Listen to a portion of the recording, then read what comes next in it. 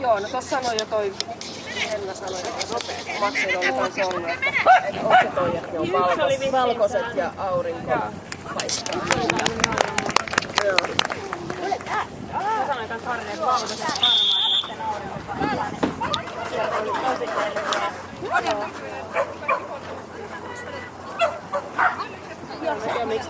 Iholle ja Henelle hinnattu suoritus. Ja nyt radalle skinkosivat Jack Russelin terrieri Ronja ja Johanna Hirvonen HFK Haasta. Valmistautuu numerot 33, 34 ja 36. Ja tämä luokka on edelleen ilman nolla tulosta. Hylkyjä on 4 ja vaan 1 tulos tähän mennessä. Se kääntyi jo takaisin.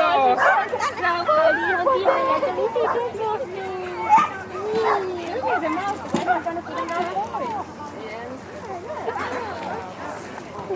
Hyvä. Mennäänkö vähän täältä?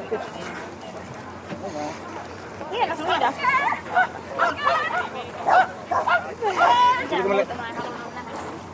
Oliko meillä 500 kilometriä?